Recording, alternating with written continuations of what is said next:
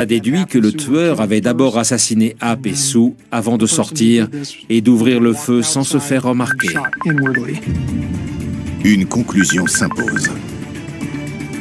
Plus on analysait la situation, plus ça ressemblait à une mise en scène.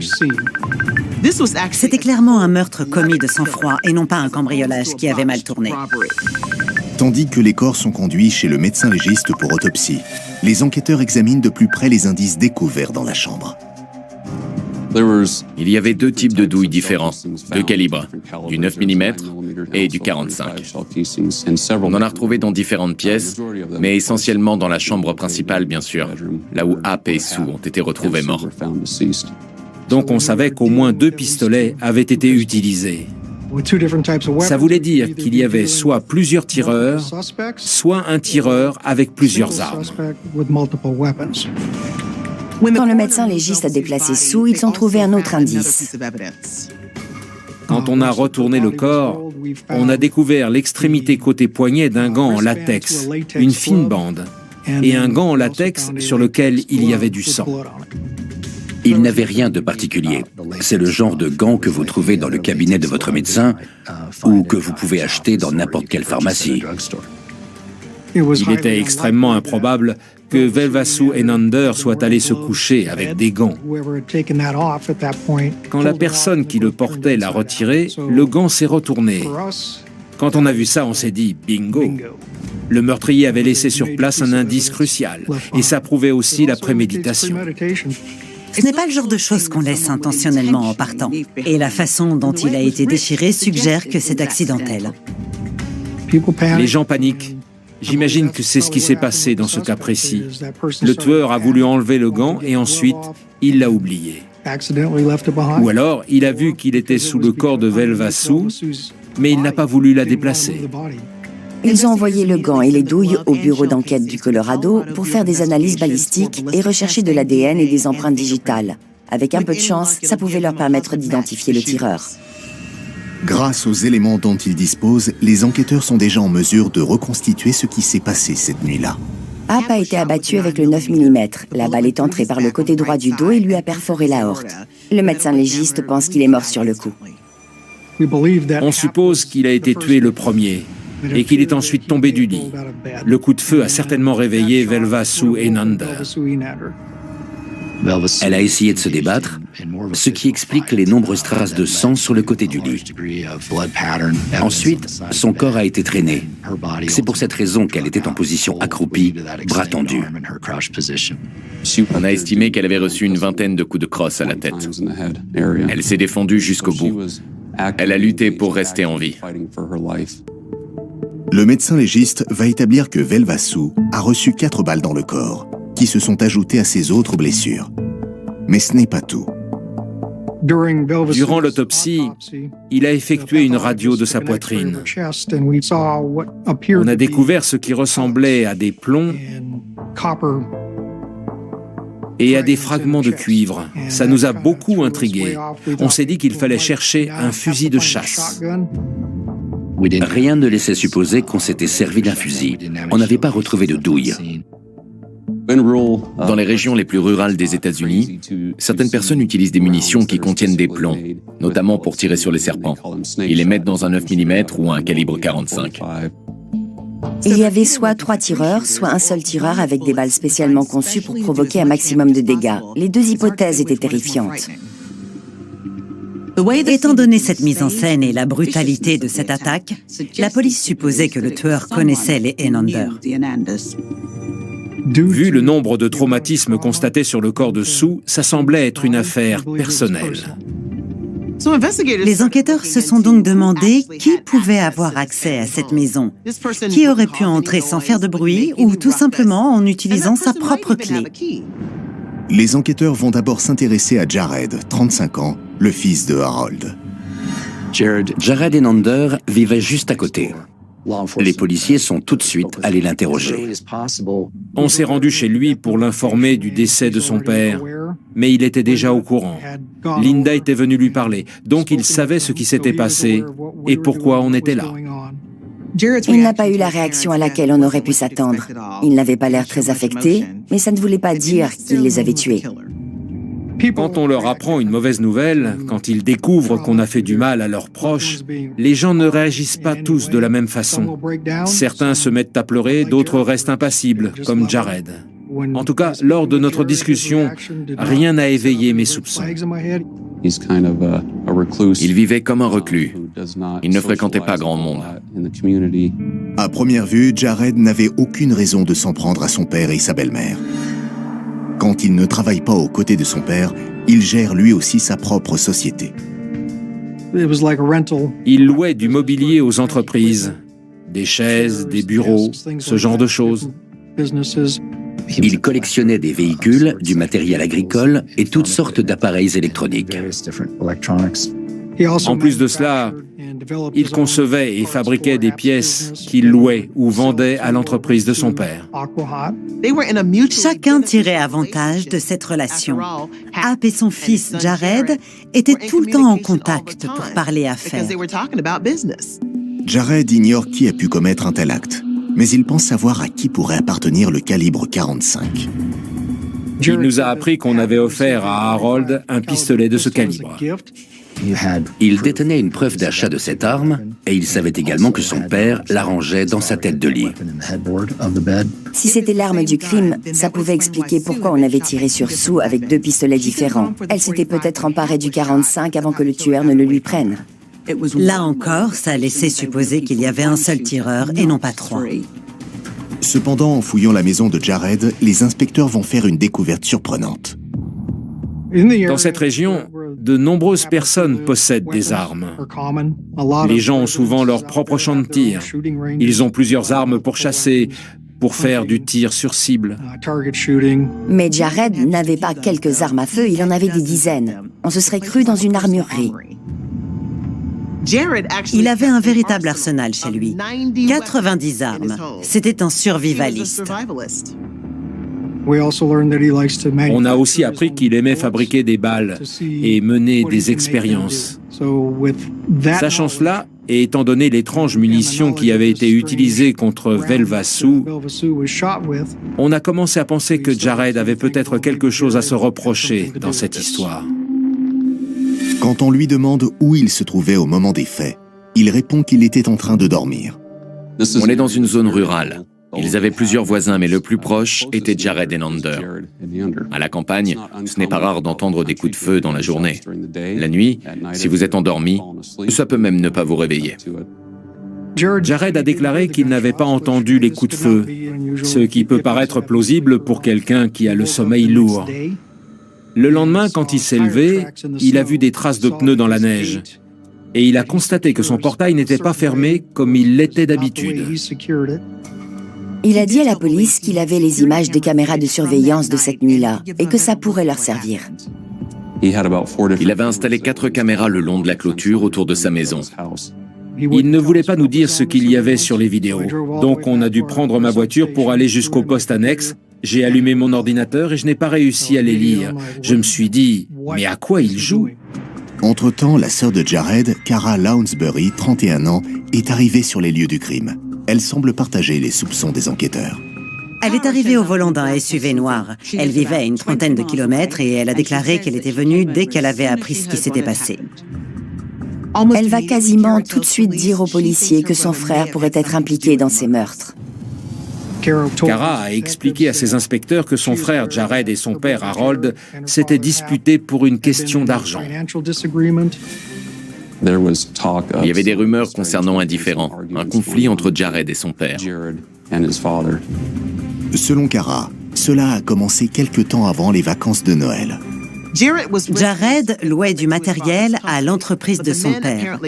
Mais apparemment, il s'était brouillé parce que les factures étaient trop élevées. Jared avait l'impression de ne pas avoir reçu assez d'argent. Ça avait éclaté le jour de Noël. Il avait quitté la table au beau milieu du dîner de famille. Ça avait pris une telle ampleur que Jared ne s'était pas rendu à leur fête du Nouvel An. Ils étaient clairement fâchés. Mais cela a-t-il pu suffire à faire de Jared un tueur implacable ? Si on ajoute la blessure émotionnelle aux sommes d'argent qui étaient en jeu, on pouvait imaginer qu'il était allé chez son père pour se venger. À ce stade de l'enquête, j'ai décidé de demander un mandat de perquisition et de saisir ses armes à feu pour établir une correspondance avec les balles utilisées. On espérait aussi retrouver l'une de ces étranges balles qu'il fabriquait lui-même. Mais quand les inspecteurs parviennent enfin à visionner les images fournies par Jared, l'affaire prend soudainement une autre direction. Ils étaient persuadés que la personne qui se trouvait dans ce véhicule était le tueur. 24 heures à peine après le meurtre de Harold et Velvassou Enander, les enquêteurs ont déjà un suspect principal, Jared, 35 ans, le fils de Harold. Il faut suivre les indices. En l'occurrence, Jared était un suspect évident parce qu'il vivait à proximité de la scène de crime et parce qu'il y avait des tensions entre son père et lui.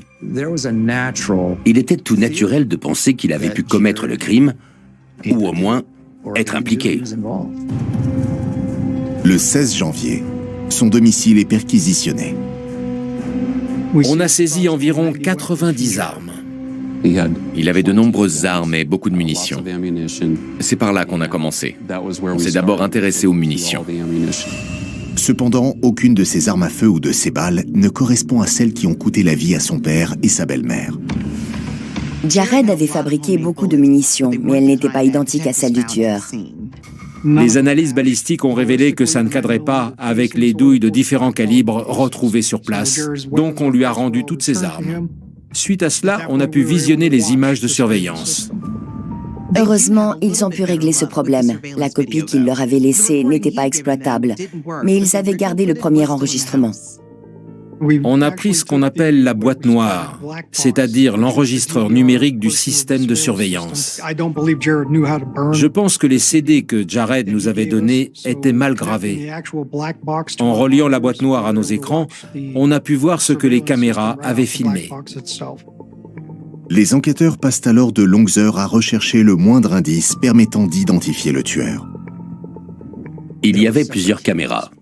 L'une d'entre elles se trouvait à l'entrée de la propriété de Jared Enander. Il y avait une allée qui menait à ce portail fermé. On a regardé la vidéo image par image des centaines, si c'était des milliers de fois. Et vers 3 heures du matin, le 14 janvier, quelque chose attire leur attention. Je vois un SUV noir se garer dans l'allée devant la maison de Jared Enander. À ce moment-là, le plafonnier s'allume. Sous cette lumière, on aperçoit ce qui semble être une silhouette féminine sortir du véhicule. Cette personne n'était pas seule dans ce SUV. Les phares de la voiture laissaient entrevoir une silhouette qui ressemblait à celle d'un chien. Quelques minutes plus tard, l'individu remonte dans le véhicule. La caméra du portail filme le SUV en train de faire marche arrière avant de tourner en direction de la maison de Harold et Velvassou Enander. Près d'une heure plus tard, le véhicule part dans l'autre sens. Ses phares sont éteints, mais on voit ses feux stop s'allumer. Il continue à rouler vers l'ouest sur la 144e avenue et il finit par allumer ses phares. Ensuite, on le perd de vue. Cette femme et ce SUV noir sont déjà apparus dans l'enquête. Le véhicule observé dans cette vidéo que l'on avait récupéré était sans aucun doute celui de Cara Lansbury. On l'a identifié grâce aux pare-broussailles et aux jantes en forme d'étoile. La morphologie de cette femme correspondait à celle de Cara Lansbury. Quand ils ont montré ça à Jared, il a dit qu'il savait que c'était elle et que c'était pour ça qu'il leur avait donné cette vidéo. Avant de parler à qui que ce soit de son système de surveillance, Jared avait visionné les images. Il avait vu ce qui s'était passé. On peut trouver étrange qu'il ne leur ait pas tout de suite dit ça. Quelle raison avait-elle de s'arrêter devant chez lui à 3 heures du matin? Quand on est en plein milieu d'une enquête, difficile de faire confiance à ce genre d'individus. On ne peut pas les croire sur parole, évidemment. Il faut se laisser guider par les faits et les indices. En l'occurrence, les indices semblent accuser Cara. Mais pourquoi aurait-elle voulu tuer son père et sa belle-mère? Par le biais des amis et de la famille, les enquêteurs vont apprendre qu'elle et son mari, Stuart, ont pour unique source de revenus l'entreprise familiale. Ils étaient tous les deux employés par cette société. D'après ce que j'ai compris, cet emploi n'existait que sur le papier, mais il donnait à sa fille une partie du salaire qui correspondait à sa fonction. Elle recevait peut-être d'autres sommes d'argent. À part ça, rien n'indique qu'elle travaillait. Elle se consacrait à sa passion pour le toilettage et le dressage de chiens. D'ailleurs, beaucoup de gens disaient, quand on croise Cara, il y a toujours un chien à côté d'elle. Et tout comme son frère, elle semble être en conflit avec son père. Cara avait 8 ans quand ses parents ont divorcé. Les enfants étaient en garde alternée, ce qui a empêché Cara et Jared de créer des liens. Il est possible qu'ils en voulaient à leurs parents pour cette raison. Quand il y a des tensions entre les parents, les enfants se retrouvent souvent au beau milieu de tout ça, et c'est en général très difficile à vivre pour eux. Avant son mariage avec ma mère, les relations entre Hap et ses enfants étaient très tendues. Cara et Jared ont passé une bonne partie de leur enfance chez leur mère. Cara disait qu'elle lui en voulait, parce qu'elle ne l'avait pas vu souvent. Je pense qu'elle aurait voulu qu'il soit plus présent et que ça avait créé un profond ressentiment. Elle prétendait aussi avoir subi des mauvais traitements de la part de son père. Que ça soit vrai ou pas, ça montrait bien qu'il y avait des problèmes. J'estime que Cara était une femme profondément perturbée et colérique. Je ne comprenais pas de quoi elle se plaignait. Je n'ai jamais compris pourquoi elle avait tellement d'agressivité en elle. Pour être tout à fait honnête, je me disais qu'elle avait peut-être été un peu trop gâtée, mais que ça finirait par lui passer. La relation entre Cara et son père ne semble pas s'être améliorée au fil des années. Cara lui avait demandé des explications parce que Jared était mieux payé qu'elle. Pourtant, on ne peut pas dire qu'elle travaillait vraiment. Elle avait un mode de vie, je ne dirais pas extravagant, mais elle aimait sauter en parachute et elle élevait des chiens, alors qu'elle n'avait pas vraiment de revenus. Elle se posait d'ailleurs des questions à propos de son héritage. Elle avait dit à plusieurs personnes qu'elle voulait voir le testament. Elle leur avait demandé s'ils en avaient fait un, combien d'argent il y avait, qui était bénéficiaire. Je vous parle d'un patrimoine de plusieurs millions de dollars. Elle savait que son père allait très bientôt prendre sa retraite et elle lui en voulait parce qu'il n'avait pas l'intention de lui confier son entreprise. Au lieu de ça, il cherchait quelqu'un en dehors de la famille. Et c'est cette personne qu'il allait former. Ça ne plaisait pas du tout à Cara. Cara ne s'est pas disputée qu'avec son père. Elle semblait aussi ne pas apprécier Velvassou. Quand leurs parents divorcent, en particulier quand ils sont encore très jeunes, les enfants peuvent avoir beaucoup d'animosité envers le nouveau compagnon d'un de leurs parents, que ce soit un beau-père ou une belle-mère. C'est ce qui s'est passé dans ce cas précis. La relation entre Cara et ma mère a toujours été étrange. Sans vouloir porter de jugement, je peux vous dire que, selon ma mère, Cara ressentait un peu de jalousie envers elle. Apparemment, elle avait du mal à accepter que Harold et Sue aient retrouvé la foi.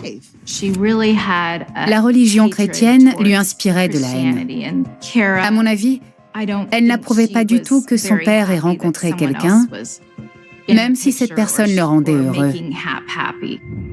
Et l'indice le plus accablant a été dévoilé par Cara elle-même.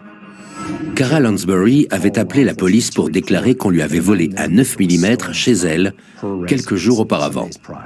Elle était incapable de fournir la moindre précision sur ce vol. Elle a donné quelques indications superficielles à propos d'un rôdeur ou d'une personne suspecte qu'elle avait signalée quelques semaines auparavant. La coïncidence était un peu trop belle, et si on ajoute à ça les images de la caméra de surveillance, on avait l'impression qu'elle essayait de se forger un alibi. Mais maintenant que les enquêteurs s'intéressent avant tout à Cara, ils doivent faire en sorte de distinguer les faits des rumeurs. Le frère disait que c'était la sœur disait que c'était le frère. Il nous fallait plus d'éléments. Les inspecteurs du comté d'Adams, dans le Colorado, chargés de résoudre le meurtre de Velvassou et Harold Enander, ont deux suspects, Cara et Jared, les deux enfants de ce dernier. Ils avaient tous les deux un mobile, la possibilité de passer à l'acte et chacun accusait l'autre. On n'était pas absolument certain que c'était Kara. À ce stade, le frère disait que c'était la sœur disait que c'était le frère. Il nous fallait plus d'éléments. On avait envoyé nos indices au bureau d'enquête du Colorado pour qu'ils fassent des analyses balistiques, pour qu'ils recherchent de l'ADN, des empreintes digitales. Mais on attendait encore les résultats. J'ai demandé à Kara si je pouvais l'interroger et elle a accepté. Pendant qu'on parlait avec Kara Lounsbury, Stuart, son mari, était dans une autre salle d'interrogatoire. Quand les policiers évoquent la disparition de son pistolet 9 mm, elle fournit immédiatement une explication. Elle leur a dit que Jared s'était introduit chez elle et lui avait volé son arme pendant qu'elle était en vacances avec son mari. Selon Kara, Jared le lui avait pris 2 semaines auparavant. Mais elle a bien plus de mal à justifier ce que l'on voit sur les images de surveillance. Ils lui ont passé la vidéo image par image. Elle a reconnu qu'elle s'était rendue chez son frère et que c'était bien sa voiture. I can't be 100% sure, but the characteristics of it do match up with my vehicle, so I think it probably is me. We got the time stamp on here is January 14th. Right now it's 3:03, and that's about the time you said that you did show up at Jared's house. What we're trying to do is make sure that that is you and not somebody else. Elle nous a dit qu'elle était très contente parce qu'elle avait reçu une bonne nouvelle. Comme elle n'arrivait pas à dormir, elle a décidé d'aller chez Jared pour la lui annoncer. Elle a conduit jusque chez lui. Elle est sortie du véhicule, comme on le voit sur la vidéo.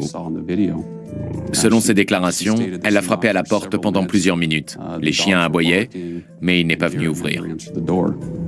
So, I don't know. He said he didn't have any plans that night, so I figured he'd be home. And he wasn't home, and I guess I didn't think that much of it because, plans change. I don't know. Ce qu'elle n'a pas reconnu, évidemment, c'est qu'elle est ensuite partie vers le nord, en direction de la maison de son père. I didn't go in there. I didn't. The vehicle drove in there. There's no doubt about that. I didn't drive in there. I did not. There's nobody else with you? No. Just the dogs. Elle a avoué qu'elle était allée chez Jared et qu'elle avait longuement frappé à la porte. Je peux vous garantir qu'au cours de ces 24 heures, aucun autre véhicule ne s'est arrêté à cet endroit. Now you're missing a 9mm Glock.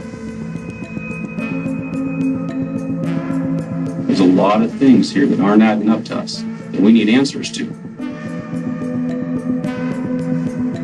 I've answered all that I can. I don't know what else to tell you. Quand elle s'est rendue compte que les policiers la soupçonnaient, elle a réclamé un avocat. At this point, I really think that it's in my best interest for me to consult with an attorney. Les inspecteurs sont persuadés que Kara leur ment. Mais pour l'instant, aucun indice matériel ne permet de la relier au meurtre. Quand une affaire repose sur des preuves indirectes, il faut sans cesse se demander « suis-je certain que c'est la bonne personne ?» Si on ne se posait pas tout le temps cette question, on ferait mal notre travail. De son côté, Stuart semble surpris que sa femme puisse être considérée comme suspect. Durant l'interrogatoire, Stuart a déclaré qu'il ne s'était pas rendu compte que Kara n'était pas à la maison. Évidemment, lui était en train de dormir parce qu'il se levait assez tôt le matin. Quand il s'est réveillé vers 7 heures, Kara était couchée. Stuart, are you protecting her? I do not believe so. No, are you protecting her? No. What do you mean you don't believe so? I don't remember anything that she said or any kind of behavior pattern thing that matches. On n'a pas l'impression qu'il est en train de couvrir sa femme, mais on ne peut pas tirer grand-chose de son témoignage, jusqu'à ce qu'il lui parle du pistolet. Selon lui, l'arme a disparu quelques jours auparavant. And what's your thought of how long that gun was gone from the time it was noticed being missing? Well, as I told you in the car when you mentioned that, I don't think it could have been more than a couple days, just based on. I think if I remember right, it was maybe 1 or 2 days. Son mari nous a dit que ce pistolet n'était perdu que depuis 2 ou 3 jours quand elle l'a signalé, alors qu'elle prétendait que ça faisait 2 semaines et qu'elle soupçonnait Jared. C'est contradictoire, évidemment. Avec l'accord de Stuart, une perquisition est menée à leur domicile. Une fois dans la maison, Stuart nous a montré la mallette vide dans laquelle il rangeait le 9 mm. Il nous a aussi fourni un chargeur et des balles. Les douilles de 9 mm retrouvées sur la scène de crime correspondaient aux munitions saisies chez les Lounsbury. Les inspecteurs n'ont pas pu mettre la main sur l'arme, mais ils ont trouvé quelque chose d'aussi intéressant. Une boîte de cartouches 9 mm contenant de la grenaille. Ces munitions artisanales correspondent parfaitement aux plombs qui ont été découverts dans le corps de Velvassou. À partir de cet instant, ils ont la certitude que Cara est impliquée dans ces meurtres et son mari le sait aussi. Après avoir récupéré ces objets dans sa maison, Stuart ne voulait plus rentrer chez lui. Et il me semble qu'il ne l'a pas fait. Je crois qu'il est allé chez des amis ou des membres de sa famille. Un indice supplémentaire va bientôt être ajouté au dossier. Une fois les analyses balistiques terminées, le bureau d'enquête du Colorado a envoyé les résultats des tests ADN effectués sur le gant en latex. Sur la face externe du gant, ils ont identifié du sang et des ADN différents.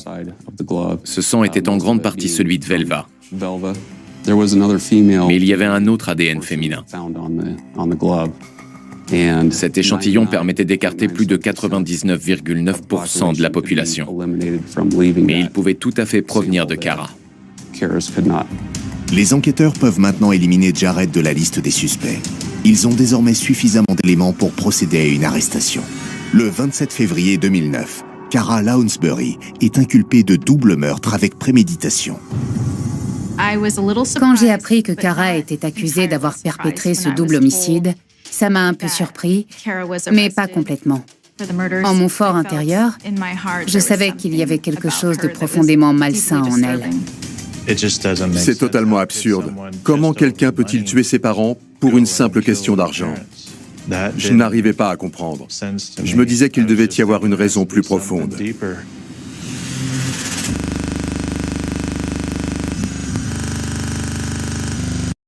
Double meurtre violent de Harold et Velvassou Enander, Cara Lounsbury se retrouve devant la justice. Étant donné la gravité du crime, elle encourt la peine de mort. Sur demande de la famille, les procureurs ont finalement accepté de ne pas requérir la peine capitale. Mais elle risquait toujours 2 peines de prison à perpétuité. Je n'ai pas le souvenir d'avoir jamais plaidé l'indulgence. Je ne sais pas qui l'a fait. On m'a dit que si on réclamait la peine de mort, le procès serait bien plus long et il y aurait plus de probabilités qu'elle ne soit pas condamnée.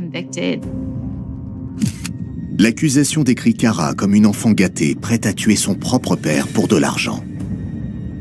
À la barre, Jared a raconté que sa sœur lui avait demandé de la prévenir quand Harold et Sue s'absenteraient. Elle voulait savoir si elle allait hériter à la mort de son père. Il a déclaré que ça s'était produit moins d'1 mois avant les meurtres, ce qui a aidé à établir la préméditation. Le mobile qui semblait le plus évident et naturel, c'était l'argent. Mais on ne voulait surtout pas insister là-dessus, parce qu'aucune preuve directe ne nous permettait d'affirmer que c'était la raison pour laquelle elle avait tué son père et sa belle-mère. Si la possibilité d'un héritage a pu la pousser à passer à l'acte, pour les procureurs, Cara voulait avant tout se venger d'un père avec lequel elle était en froid depuis des années. Selon eux, il y avait plusieurs mobiles. Il y avait la question financière, l'entreprise qu'elle voulait s'approprier, mais aussi le fait qu'elle avait subi des mauvais traitements et s'était sentie négligée durant son enfance. Aucun élément n'est venu prouver la maltraitance, mais elle semblait en être convaincue. Ça nourrissait sa rancœur. Je pense qu'elle avait au fond d'elle une colère et une haine extrêmement profonde. Je ne sais pas de quoi elle voulait se venger, mais à mon avis, c'était plus lié à ce qui se passait dans sa tête qu'à ce qui s'était réellement produit. Selon l'accusation, c'est parce qu'elle en voulait à son père de s'être remariée que Cara s'en est prise à Velvassou avec une telle violence. Elle a été beaucoup plus agressive avec ma mère qu'avec Hap. Elle était jalouse de la joie que leur foi leur procurait. Elle était jalouse de leur bonheur. Je pense que c'est la principale raison pour laquelle elle a infligé ça à ma mère. Selon les procureurs, elle voulait se venger de toutes ces choses-là. Étant donné les différents témoignages qu'on avait entendus et auxquels il fallait ajouter les preuves indirectes et les images de surveillance, je n'avais absolument aucun doute sur la culpabilité de Kara Lansbury. Pourtant, la défense ne va pas hésiter à désigner quelqu'un d'autre.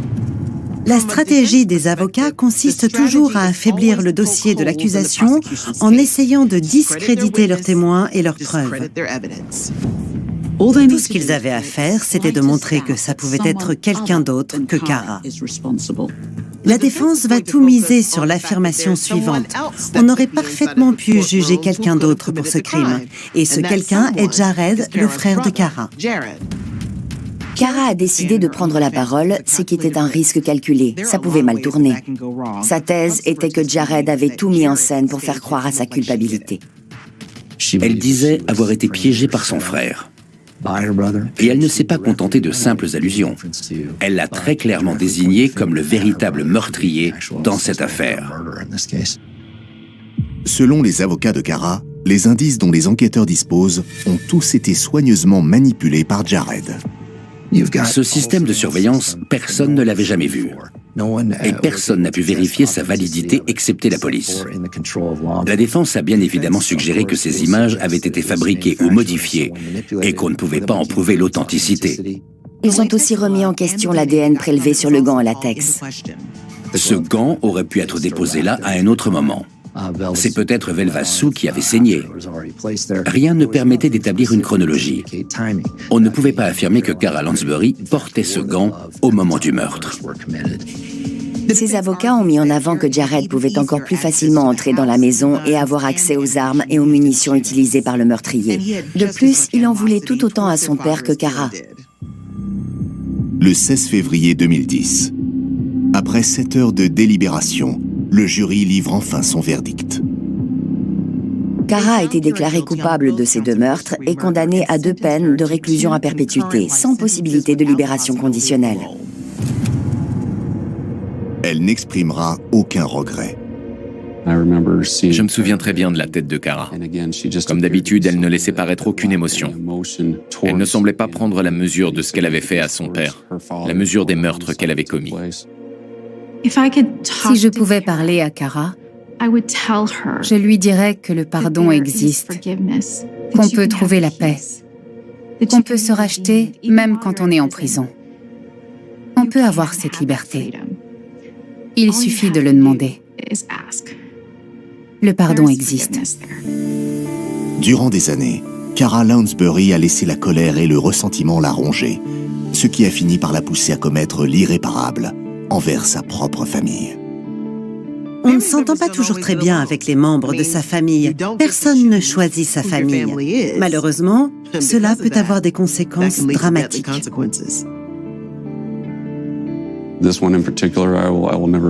C'est une affaire que je n'oublierai jamais.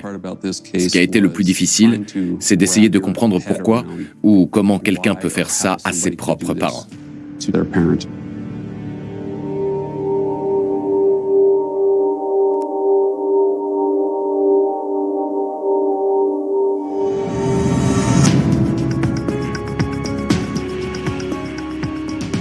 Les adolescents cachent souvent des choses à leurs parents, mais ces secrets peuvent parfois être terrifiants.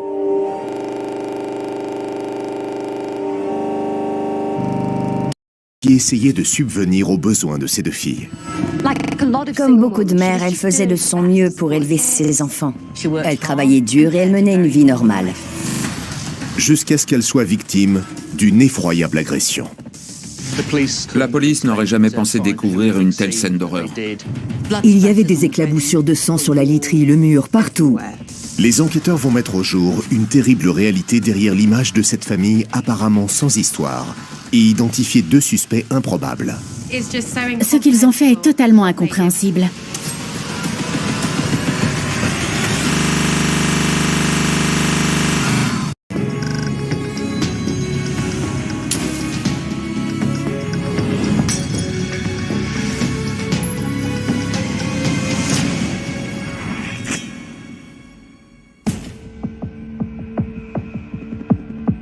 14 avril 2016. C'est un jeudi tranquille à Spalding, une ville rurale à 2h30 de route du nord de Londres. Spalding est un endroit agréable. La plupart de ses habitants se connaissent. Elle a ses bons et ses mauvais côtés, comme toutes les villes. Mais c'est un lieu où il fait bon vivre et travailler. C'est l'endroit rêvé pour des retraités. La ville compte environ 32 500 habitants et elle est très verdoyante. C'est un endroit magnifique.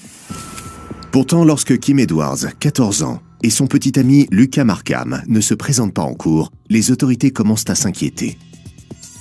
Kim et Lucas avaient disparu. L'école ne parvenait pas à joindre leurs parents. Alors, elle a alerté la police. La police a réussi à contacter les parents de Lucas, mais ils ne semblaient pas particulièrement inquiets. Kim et Lucas avaient déjà fugué une fois et ils étaient réapparus 5 jours plus tard. Ils étaient partis à vélo en emportant une tente et des provisions. Et ils avaient passé plusieurs nuits dans un bois des environs. Mais cette fois, la police a pris cette nouvelle disparition très au sérieux. Des policiers se sont rendus chez Kim à Spalding. Personne ne leur a répondu, ils ont entendu un chien aboyer à l'intérieur de la maison. Mais tout paraissait normal et ils sont partis. Pourtant, la police du Lincolnshire va bientôt découvrir que la mère de Kim, Liz, et sa sœur cadette Cathy ont également disparu. Le compagnon de sa mère a tenté de la joindre toute la journée, mais il n'a eu aucune nouvelle d'elle et ça l'a étonné. Les filles se levaient à 7 heures. Alors j'appelais entre 6 et 7. Je les rappelais ensuite dans l'après-midi. J'ai laissé le téléphone sonner un bon moment, j'ai laissé des messages, mais je n'ai pas eu de réponse. J'ai réessayé le soir et il n'y avait toujours aucune réponse. Ils ont contacté l'employeur de Liz et ils ont appris qu'elle n'était pas venue au travail ce jour-là. Si elle avait été malade et qu'elle n'avait pas pu aller travailler, elle leur aurait envoyé un message. Mais elle ne l'a pas fait. Ils se sont encore plus inquiétés quand ils ont appris que sa sœur cadette Cathy n'était pas non plus allée à l'école. La situation était de plus en plus préoccupante. Que s'était-il passé? Le lendemain matin, les policiers retournent chez les Edwards, à Spalding. Étant donné que Liz et Cathy avaient aussi disparu, tout comme Kim et Lucas, les policiers ont décidé de forcer l'entrée. La police n'aurait jamais pensé découvrir une telle scène d'horreur. Dans 2 chambres différentes, elle trouve les corps de Liz Edwards et de sa fille de 13 ans, Cathy. Toutes les deux ont été poignardées. Ils ont d'abord trouvé le corps de Liz dans son lit, avec des éclaboussures de sang partout sur les couvertures et les murs. Ils sont ensuite allés dans la chambre des 2 filles et ils ont découvert le corps de Cathy avec un oreiller sur la tête. De toute évidence, ces meurtres avaient été d'une violence extrême. Ces policiers se sont retrouvés confrontés à une scène qu'ils n'avaient jamais vue et qu'ils ne reverront plus. Ça leur paraissait irréel. Ils ne comprenaient pas ce qui leur arrivait.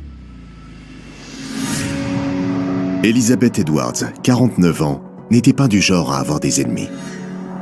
Elle était connue et appréciée de ses voisins. Les Edwards avaient tout d'une famille normale. Ils participaient à la vie de la communauté. Liz travaillait dans une cantine scolaire. Elle aidait à l'église. Elle s'est mariée 2 fois, d'abord jeune, puis dans la trentaine. Liz avait 3 enfants. Le premier était presque trentenaire et avait quitté le foyer.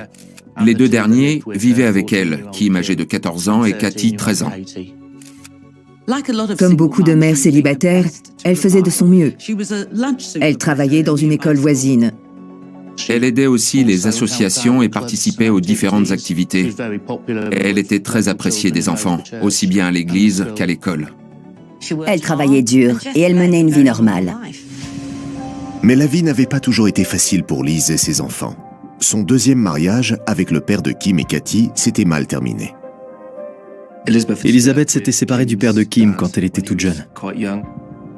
Elle est restée seule un bon moment, puis elle a rencontré un certain Graham Greene qui était apparemment tout l'opposé de son ex-mari. Elle en parlait rarement. On s'était dit que le passé était le passé et qu'il fallait maintenant aller de l'avant. Elle voulait radicalement changer de vie. Liz et Graham se fréquentaient depuis une dizaine de mois. C'était la relation idéale. Je terminais mon travail le dimanche matin et je venais. J'allais me coucher et elle partait à l'église. Je travaillais sur un bateau. Je rentrais seulement le week-end, en général le dimanche matin. Je restais jusqu'au mardi matin, ensuite je passais chez moi avant de reprendre le travail le mardi soir. Quand ils ne se voyaient pas, ils se téléphonaient plusieurs fois par jour. Leur relation était de plus en plus solide et l'idée de vivre ensemble commençait à faire son chemin. J'ai découvert qu'elle voulait se marier, même si on n'en avait encore jamais parlé. J'avais une bouteille de whisky à la maison qu'on devait ouvrir le jour où je finirais par m'installer chez elle. On voulait faire les choses dans les règles. Mais le mariage n'aura jamais lieu. La police vient d'identifier les corps de Liz et de sa fille cadette, sauvagement assassinés dans leur lit. Au rez-de-chaussée, ils font une découverte tout aussi déstabilisante. Ils ont entendu le son d'un téléviseur dans la salle de séjour. Et quand ils se sont approchés, ils ont découvert Lucas et Kim qui regardaient un film ensemble. Ces deux enfants étaient portés disparus depuis plus de 24 heures et la police venait de retrouver la mère et la sœur de Kim mortes à l'étage. Ils se sont évidemment demandé ce qui se passait. Étaient-ils liés au meurtre ou y avait-il autre chose? Quand les enquêteurs interrogent les deux adolescents, ils découvrent l'incroyable vérité derrière leur histoire d'amour compliquée. Je pense qu'ils se sentaient tous les deux exclus de leur famille, et c'est ce qui les a rapprochés. C'était comme s'ils étaient seuls au monde.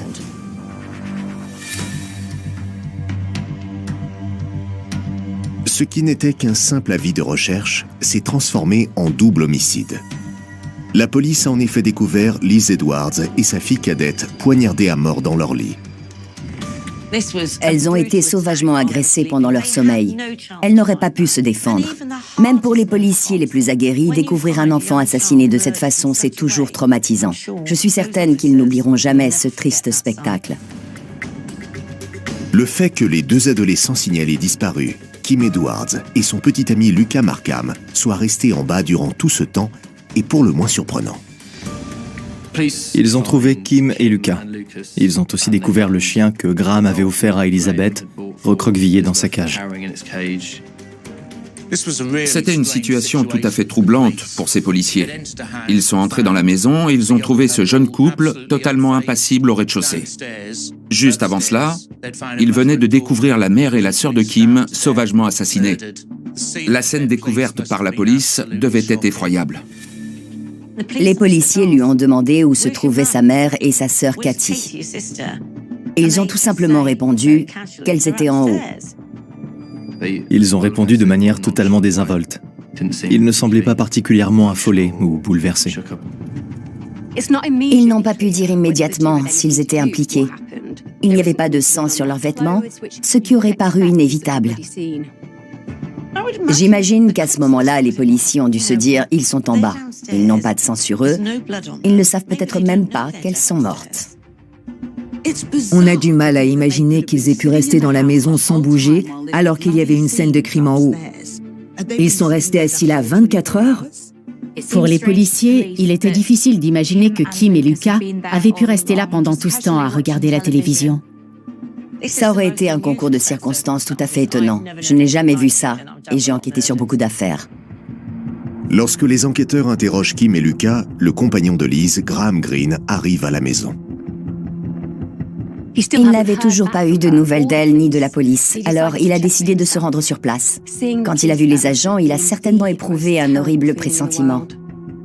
Quand je suis arrivé, j'ai senti un frisson traverser tout mon corps. Je savais qu'il s'était passé quelque chose. Ils l'ont emmené en haut pour identifier les corps. Vous imaginez à quel point ça a dû être affreux? J'ai identifié Elizabeth. Je ne veux plus jamais revivre pareil moment. Je voulais qu'elle revienne. C'était impossible, je le savais. Mais on avait tellement de projets ensemble. Mon monde s'écroulait. Ils semblaient très heureux. Je pense qu'ils espéraient passer le reste de leur vie ensemble. Comme beaucoup, Graham ne peut pas croire que la propre fille de Liz ait pu commettre un acte aussi révoltant. Après avoir recueilli son témoignage, les enquêteurs commencent à chercher des indices. Ne formulez pas d'hypothèses, ne croyez personne, remettez tout en question et cherchez le moindre détail. Les policiers se sont dit qu'ils tenaient peut-être des suspects au rez-de-chaussée, mais ça ne suffit pas. Il faut chercher des indices et les faire parler. Qui pourrait un jour imaginer qu'un membre de sa propre famille puisse vouloir l'assassiner pendant son sommeil? Quand les techniciens de scène de crime sont arrivés sur les lieux, ils ont trouvé beaucoup de sang, mais aucune arme. Il fallait aussi établir l'heure de la mort. La chambre de Liz était une scène de crime particulièrement sordide. Ils ont trouvé des éclaboussures de sang sur la literie, le sol et les murs. Liz avait reçu plusieurs coups de couteau, 2 au cou et à l'épaule, et d'autres aux mains en tentant de se défendre. Apparemment, elle s'est beaucoup débattue. Ça a dû être terrible pour elle.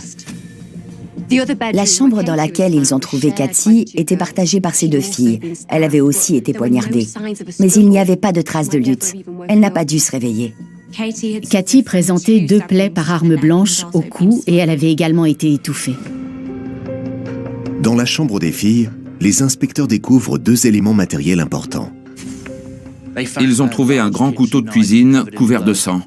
Il avait tout simplement été abandonné sur place. Dans la chambre de Kim, la police a aussi trouvé une lettre qu'elle avait dû écrire avec Lucas. Elle disait « Allez tous vous faire voir ». Ça signifiait qu'ils avaient sans doute conclu un pacte de suicide. Ce mot disait que Kim et Lucas voulaient être incinérés et que leurs cendres devaient être dispersées à leur endroit préféré. Ils découvrent aussi un sac à dos qui semble appartenir à Lucas. Ils renferment la preuve que les 2 adolescents ne se sont pas contentés de faire l'école buissonnière ensemble. Ils ont trouvé plusieurs couteaux et des vêtements tachés de sang à l'intérieur. On peut difficilement trouver de preuves plus accablantes. Pour les policiers, il était évident que ce jeune couple savait ce qui était arrivé aux victimes retrouvées assassinées au 1er étage. Ils les ont immédiatement arrêtés et conduits au poste de police. C'était de vrais suspects, mais il y a une différence entre avoir des motifs valables pour procéder à une arrestation et disposer de preuves. Il faut bâtir un dossier et tout vérifier. Les inspecteurs séparent Kim et Lucas, en espérant que l'un d'entre eux finira par avouer les faits. Ils commencent par Lucas Markham. On arrête Lucas, un garçon de 14 ans pour meurtre. Vous vous dites qu'il doit être terrifié ou qu'il va inventer une histoire, mais pas du tout. Quand les enquêteurs l'ont interrogé, il a gardé le silence. En revanche, Kim semble plus disposé à parler. On n'avait pas beaucoup de détails sur cette tragédie. La police n'avait pas indiqué où cela s'était déroulé, ni qu'elle avait arrêté 2 adolescents soupçonnés de meurtre. Le quartier où le drame a eu lieu est un endroit calme. Il est habité par des gens sympathiques qui se contentent de vaquer à leurs occupations. C'est un quartier très plaisant. Il est rare que des enfants de 14 ans commettent un double assassinat, surtout quand il s'agit d'un jeune couple. Tuer sa mère et sa sœur est quelque chose de vraiment horrible. Pourtant, lorsque les enquêteurs interrogent Kim, elle n'hésite pas à avouer les faits. Kim parlait de tout ça sur un ton extrêmement détaché, comme si c'était arrivé à d'autres personnes, pas à sa mère ni à sa sœur. D'après Kim, c'est Lucas qui aurait poignardé sa mère. Elle a déclaré à la police qu'elle avait même assisté à la scène. He was on top of her, with a pillow over her head. I thought I heard her say, "Get off me," but I'm not entirely sure. Then, after about 10 minutes of Lucas putting his weight on her, she was dead. Kim explique aux inspecteurs qu'elle devait tuer sa sœur, mais qu'au dernier moment, elle a été incapable de le faire. Après avoir vu cette scène, le sang qui commençait à jaillir et les éclaboussures, elle n'en a peut-être pas eu le courage. Dans son esprit, ce projet et son rôle dans les meurtres restaient sans doute quelque chose d'irréel. En revanche, c'était totalement différent pour Lucas. Il était convaincu que c'était ce que Kim voulait et il avait réellement l'intention d'aller jusqu'au bout. Mais elle était là. Elle ne l'a pas retenu. Elle est restée sur place et elle l'a regardé assassiner sa mère et sa sœur de sang-froid. Une personne innocente ne regarderait pas quelqu'un assassiner sa famille sans réagir. Kim a même tenté de minimiser les faits en disant que ça aurait pu être pire.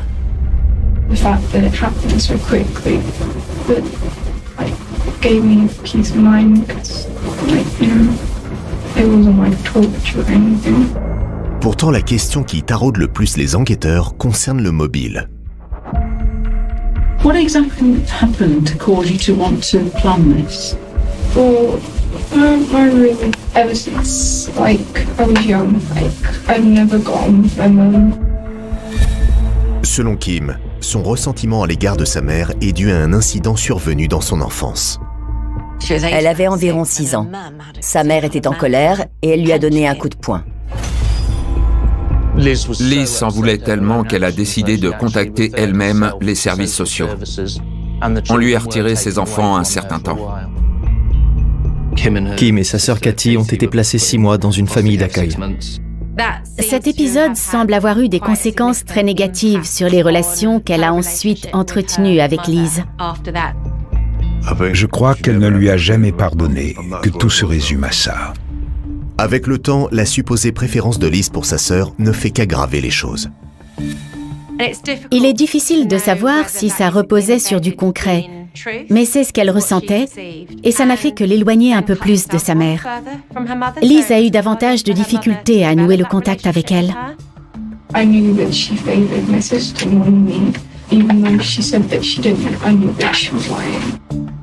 La relation affective entre l'adolescente et sa mère était définitivement rompue, et Kim s'est toujours sentie comme une étrangère au sein de sa famille. Lorsque la police interroge les professeurs de Kim, ils confirment que c'était une jeune fille solitaire et qui parlait parfois de la mort. Kim était extrêmement introvertie. Elle ne se confiait jamais à l'école.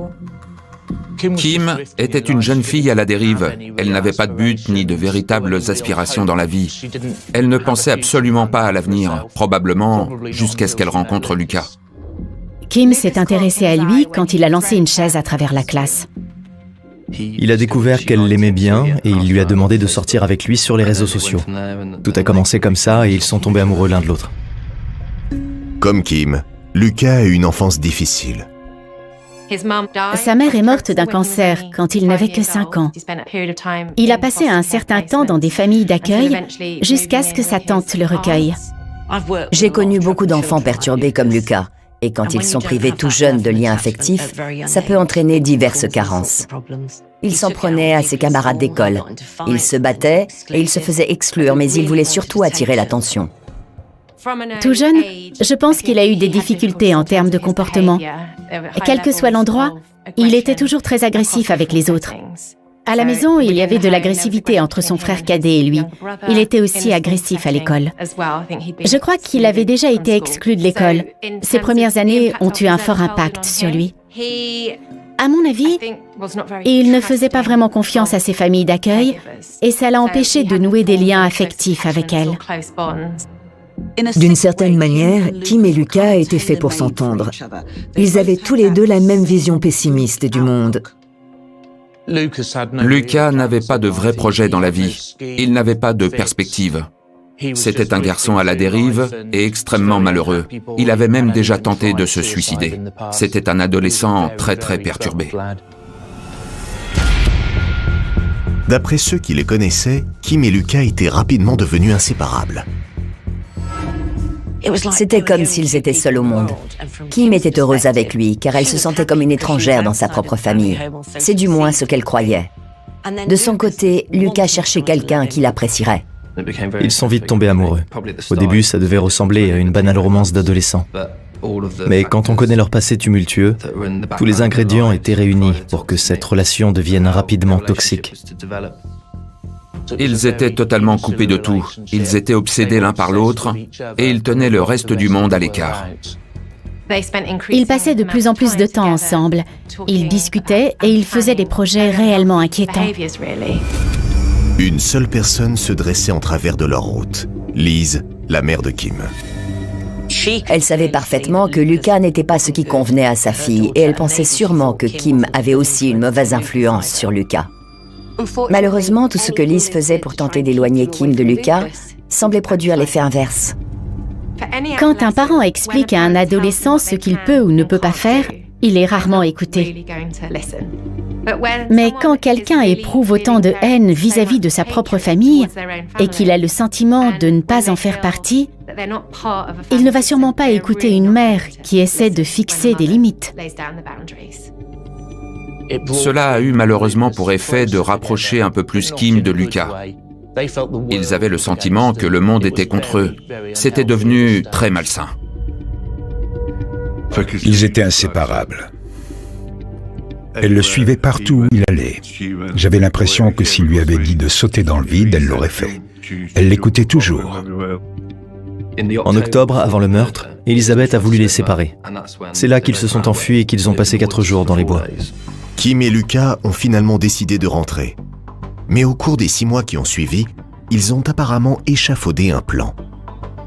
Ils se sont peut-être sentis réellement menacés. On allait les séparer l'un de l'autre. Alors leur haine envers cette famille n'a fait que grandir. Les enquêteurs font une grande avancée quand le complice de Kim décide de parler. Ils avaient prévu d'agir ensemble.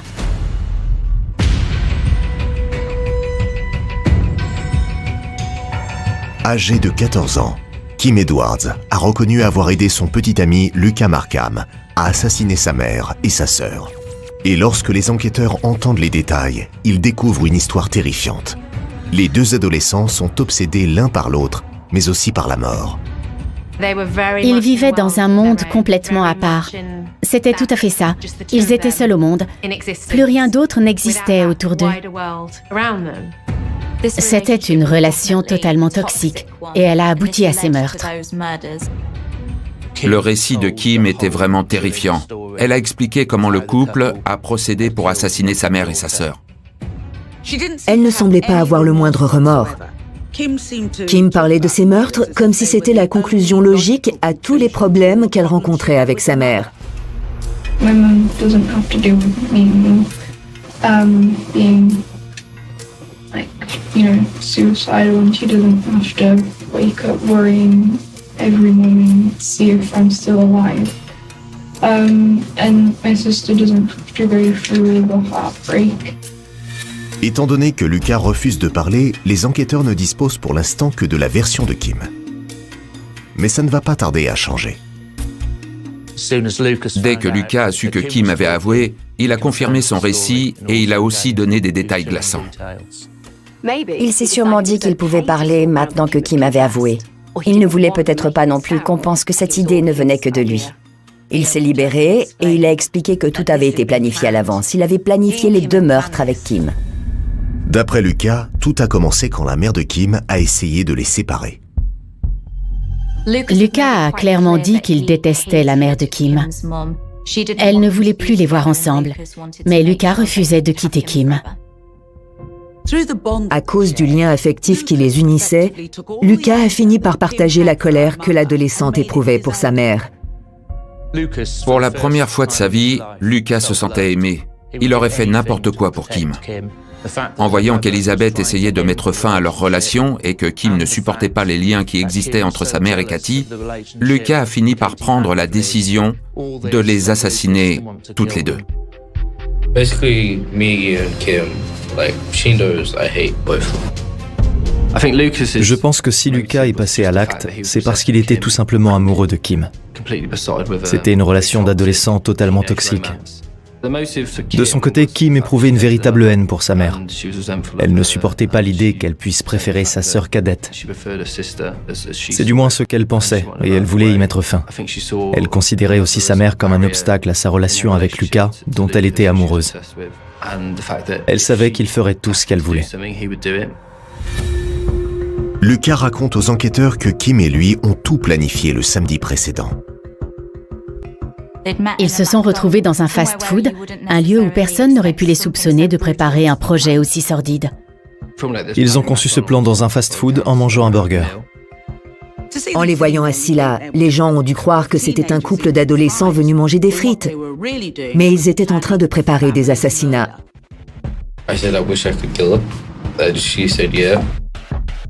Au début, l'idée de tuer Cathy et Liz n'était qu'une plaisanterie. Lucas a seulement dit qu'il aimerait qu'elles disparaissent, qu'il aimerait les tuer, et Kim a accepté l'idée. L'adolescente était d'accord, jusqu'à ce qu'elle se rende compte qu'il était sérieux. Après, elle a clairement envisagé cette idée. Ils en parlaient tout le temps, jusqu'à ce que ça finisse par devenir une véritable obsession. D'après ce que l'on sait et d'après les rapports, il est clair que le niveau de préparation des meurtres était très poussé.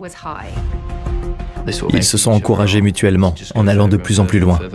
Ils voulaient peut-être prouver à quel point ils étaient attachés l'un à l'autre et qu'ils étaient prêts à tout. Au cours du week-end, Kim et Lucas finalisent leur plan. Le couple a planifié le déroulement des meurtres. Ils ont prévu que Lucas apporterait des couteaux. Il longerait la rivière la nuit et il grimperait jusqu'à la fenêtre de la chambre de Kim. Ensuite, il frapperait 2 fois pour qu'elle le laisse entrer. The plan was between the two of you, that Elizabeth and Katie will be killed. Il a confirmé ce que Kim leur avait déjà dit. Il devait assassiner sa mère et elle, sa sœur. Ils avaient prévu dans les moindres détails comment ils procéderaient. Je crois que lorsqu'ils discutaient de ce qu'ils allaient faire, ils envisageaient de quitter ce monde. Ils allaient partir ensemble. Ils allaient se suicider après avoir ôté la vie à d'autres personnes. Lucas déclare qu'ils avaient prévu d'agir le lundi 11 avril, mais il a rencontré une difficulté inattendue. Leur plan a connu un certain nombre de ratés. Lucas a marché pendant une trentaine de minutes jusqu'à la maison où Kim l'attendait. Il se rend là-bas avec 4 couteaux enveloppés dans un t-shirt à l'intérieur de son sac. Ensuite, il grimpe sur l'appentis pour frapper à la fenêtre de sa chambre. Il a attendu un moment en essayant d'attirer l'attention de Kim, mais il a pris trop de temps pour venir et elle s'est endormie. Elle ne se réveille pas. Ils ont planifié ces meurtres ensemble et elle ne se réveille pas. Vu la façon dont ça s'est passé, on peut penser que Kim a entendu Lucas frapper à sa fenêtre et qu'elle a fait semblant de dormir. Mais au lieu de renoncer, Lucas est encore plus déterminé à aller au bout de leur projet. Apparemment, il était plus résolu que Kim à commettre ces meurtres. Pendant 2 nuits, il a longé la rivière. Il a frappé à sa fenêtre avec son sac rempli de couteaux et il a attendu qu'elle le laisse entrer pour commettre ses meurtres. Mais ces 2 nuits-là, elle ne s'est pas réveillée. Le fait que Kim se soit endormie les 2 premières nuits indique qu'elle ne prenait peut-être pas ça vraiment au sérieux. Elle n'avait sans doute pas l'intention d'aller au bout de ce projet. Pour elle, ce n'était qu'une idée en l'air, un fantasme. Lorsqu'il est revenu la 3e nuit, elle a fini par le laisser entrer parce qu'elle savait qu'il insisterait jusqu'à ce qu'elle lui ouvre. Ça n'avait rien d'un acte spontané. La 3e fois qu'il est venu à cette adresse, il a frappé à la fenêtre de Kim. Il était tout à fait déterminé à tuer ces 2 personnes. Ce soir-là, Kim était aussi prête à le faire. Quand elle l'a laissé entrer, elle savait ce qui allait arriver. Ils ont agi de manière désinvolte. Il y avait un immense décalage entre leurs actes et leurs émotions. Kim a été très factuelle pendant son interrogatoire. Certains diraient même qu'elle était froide et totalement insensible. Elle parlait d'eux et de leur relation, mais aussi de la menace que sa mère représentait pour son couple. Ils cherchaient à se justifier et à minimiser leur acte. Ils fournissaient des explications logiques à ce qu'ils avaient fait. Ensemble, ils constituaient 2 forces réellement maléfiques. Quand 2 personnes fragiles nouent des liens aussi forts, ça finit par exploser. Après 2 tentatives manquées, Lucas explique à la police que pendant la nuit du 13 avril 2016, ils ont pu enfin aller au bout de leur projet. What happens this time? She looks out the window, sees me there. She waves. I put my thumbs up, but then she goes to the bathroom window. La 3e nuit, elle lui a ouvert la fenêtre pour le laisser entrer. I get through and then she opens my bag and I take a knife out and I pass her a knife. Le couple traverse ensuite la maison jusqu'à la chambre de Liz, qui est profondément endormie. Mais au dernier moment, Kim recule. Lorsqu'elle s'est retrouvée dans la chambre, Kim n'a pas eu le courage de passer à l'acte. Lui était totalement déterminé. Il était prêt psychologiquement et il avait amené les armes pour assassiner Liz et Katie.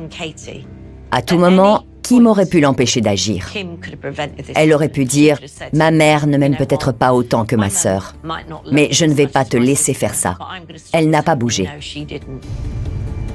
Elle ne craignait pas de voir sa mère mourir. Elle a même dit qu'elle était heureuse que ce soit arrivé. En revanche, l'idée de commettre elle-même le crime lui était trop pénible. Voulait-elle se protéger et atténuer sa responsabilité pour ensuite la faire porter sur les épaules de Lucas? C'est difficile à dire. Pendant que Kim se réfugie dans la salle de bain, Lucas commet l'irréparable. Je pense que ça montre toute l'emprise qu'elle exerçait sur lui. Elle l'a convaincu de les tuer. Mais au moment voulu, elle a reculé. Elle a planifié ses meurtres, mais elle n'a pas eu le courage de regarder. Quand Lucas a commencé à poignarder Liz, elle s'est réveillée. Mais il était trop tard, elle se vidait déjà de son sang, il avait le dessus. Quand il a vu qu'elle se débattait, Lucas l'a poignardée 6 fois de plus dans la partie supérieure du corps. Kim a entendu le bruit et la lutte depuis la salle de bain. Elle est alors venue dans la chambre pour assister aux derniers instants de sa mère. Le premier meurtre terminé, c'est au tour de Katie, la sœur de Kim. Ils avaient prévu de commettre ces meurtres ensemble ou bien d'échanger les rôles, une fois que Lucas aurait tué la mère de Kim. Mais rien de tout ça n'est arrivé. Elle n'a pas eu le courage de tuer sa sœur. Lucas s'en est chargé et elle s'est cachée dans la salle de bain. Katie's room, which is the same room as Kim's, and I stabbed her. La première plaie était probablement suffisante pour tuer la jeune fille sur le coup, mais Lucas n'a pas voulu prendre de risque. L'adolescent déclare qu'il a rejoint Kim dans la salle de bain et qu'ils ont essayé de se débarrasser des preuves. She asked if she struggled to get it. I said no. And if it happened, I said yeah. Then she said, so take your clothes off, had a bath together, just because we were both dirty. She helped take the blood off my face. Ce qui s'est passé ensuite est encore plus choquant. Le couple a descendu un matelas au rez-de-chaussée et pendant les 36 heures qui ont suivi, ils ont fait l'amour, mangé de la glace et regardé des films de vampires, alors que les corps de Katie et Liz se trouvaient à l'étage. Vous imaginez prendre un bain avec tout ce sang? Ça n'a rien de très romantique.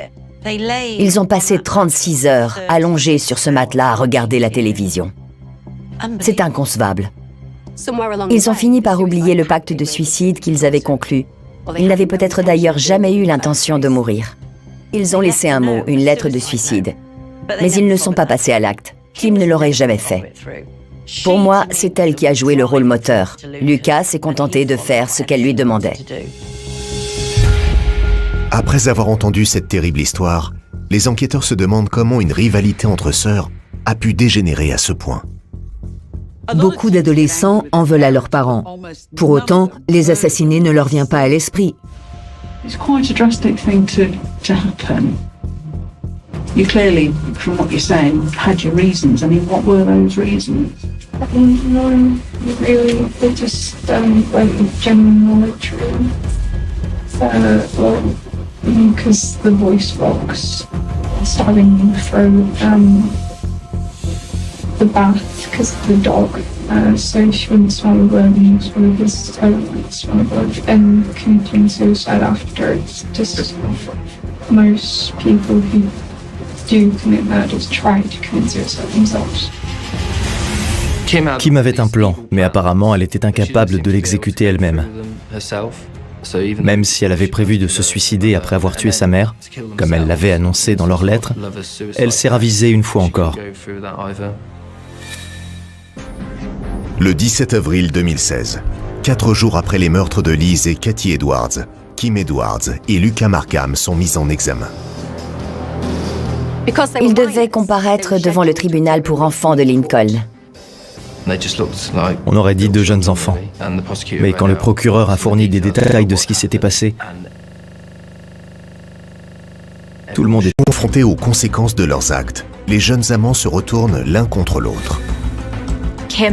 Kim a déclaré que Lucas avait tout fait pour la pousser à vouloir la mort de sa mère et de sa sœur.